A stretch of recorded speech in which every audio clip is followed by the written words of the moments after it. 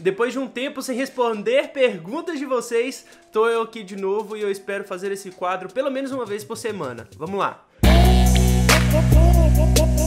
Bom, pra quem não conhece, esse quadro eu respondo perguntas que vocês deixam nos stories do Instagram. Então geralmente eu faço uma postagem lá, deixando aquela caixinha de perguntas, vocês fazem e eu respondo aqui em vídeo. Então vamos começar com a pergunta aqui do meu amigo Tafarel Augusto, que sempre tá nos vídeos aqui. Então muito obrigado por mais essa pergunta. E ele fala o seguinte: saiu a atualização do Android Pie para Zenfone 4, você viu? Não vi porque eu não tô mais com o Zenfone 4, mas eu vi gente comentando e tá bem redondinho. Minha dica, se você tem um Zenfone 4 e quer atualizar o seu smartphone e tudo mais, faça o reset de fábrica logo depois que você instala a atualização. Isso garante que não tenha nenhum bug, que vai funcionar tudo certinho. Então fica a dica aí se você... E isso vale para qualquer smartphone, tá? Seja Asus, seja Samsung, LG, qualquer um. Faz a atualização e depois faz o reset. A Beth Amaral deixou uma pergunta a respeito do Volt. E na verdade não é o Volt de voltar, é o Volt de uma conexão de dados. O Volt nada mais é do que Voice over LTE. Ele usa as conexões de dados para poder transmitir voz também. Então é como se fosse uma chamada de telefone normal, como a gente liga para qualquer número e tudo mais, só que trafegando pela rede de dados 4G. É uma tecnologia diferente, não são todos os smartphones que têm essa compatibilidade, mas eu acho que é uma evolução nos termos de conectividade, porque você acaba tendo uma clareza melhor da sua voz e tudo mais, uma qualidade melhor, e claro, é um dos pontos para você evoluir e chegar numa videochamada, que seja, esse tipo de coisa. Volt nada mais é do que essa tecnologia. Não é um aplicativo, não é nada, é só a tecnologia de transmissão de voz através do LTE. Valeu, Beth. Só para deixar um pouco mais claro e objetivo essa resposta aqui, o LTE nada mais é do que o nosso 4G, tá? Então é bem provável que todos os smartphones que já tenham suporte ao 4G já tenham também suporte a essa tecnologia que algumas operadoras estão começando a usar. Não são todas ainda, não é para todo mundo, mas já está começando a se expandir isso aí. O canal JMS, meu amigo Jefferson, aí deixa uma pergunta também e fala o seguinte: André, como você avalia o nível de dificuldade dos influenciadores tech brasileiros? Falta apoio?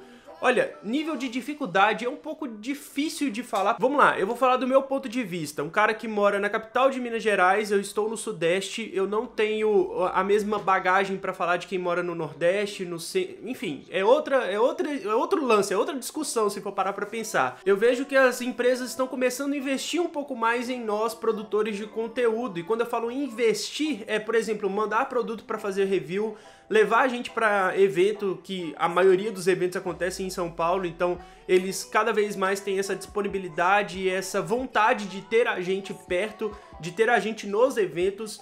Então assim, é uma dificuldade, mas que eu vejo que tá mudando com o tempo. É claro que tem muita gente que quer fazer o trabalho no YouTube, quer se desenvolver como produtor de conteúdo, mas esquece que não é só fazer vídeo.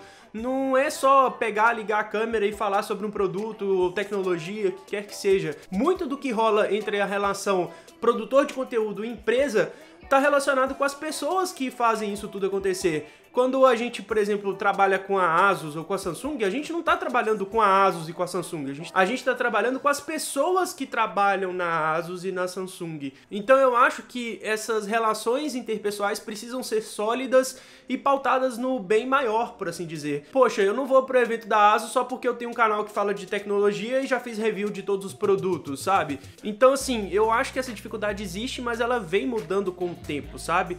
É claro que se você tiver a possibilidade de, sei lá, fazer um contato um pouco mais próximo, conhecer as pessoas pessoalmente, isso é um grande de um ponto positivo.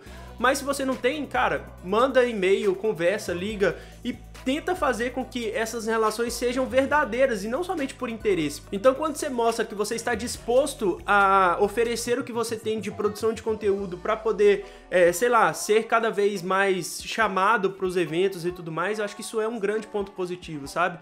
Essas coisas estão mudando, demandam tempo mesmo, é totalmente natural, mas eu acho que essas barreiras estão cada vez menores.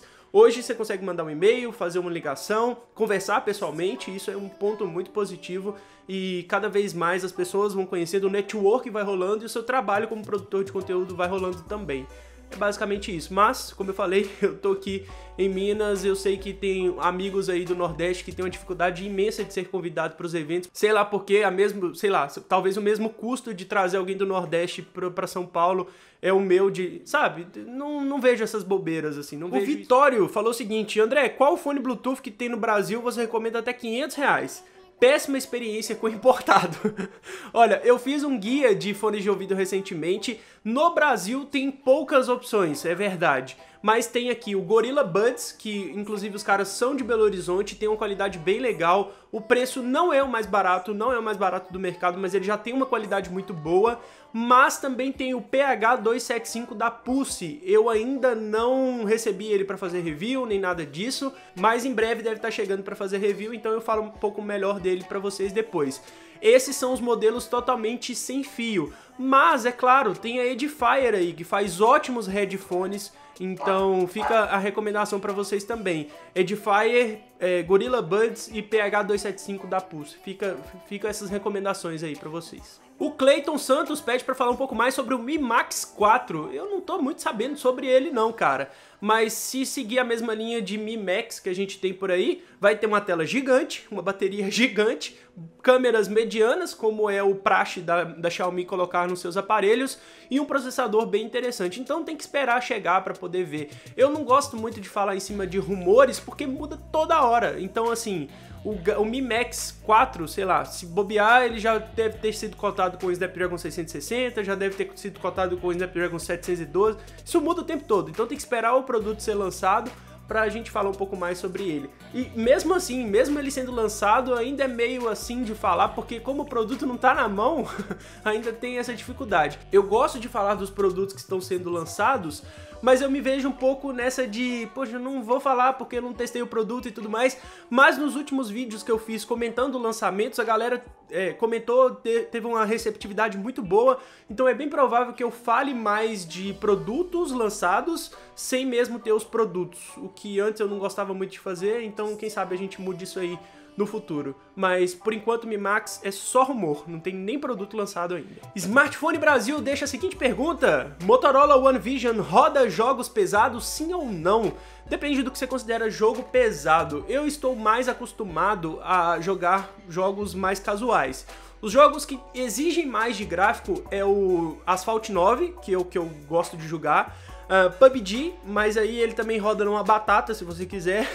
Mas a minha experiência de jogos com One Vision foi muito fluida. Eu consegui rodar os principais jogos que eu gosto de jogar, mas é claro, ele tem essa quedazinha de gráfico, os gráficos não ficam no topo como o Galaxy S9, por exemplo, mas você consegue jogar numa boa. Eles reduzem um pouco os gráficos, porque a GPU do smartphone não é lá isso tudo mesmo, é um smartphone intermediário, mas você consegue jogar. Então, se você quer rodar jogos pesados, mesmo com gráfico um pouco mais abaixo do padrão, né, um pouco abaixo em termos de renderização e tudo mais, você vai rodar numa boa. É basicamente isso. Bom, tiveram muitas perguntas, eu vou fazer um episódio 2 desse aqui, então fiquem ligados lá no meu Instagram, que daqui a pouco eu vou colocar mais stories pra vocês. Então deixem as perguntas lá que eu respondo aqui, aquela coisa toda. E é isso, espero que vocês tenham gostado desse vídeo. Um grande abraço pra vocês, até a próxima e tchau, tchau.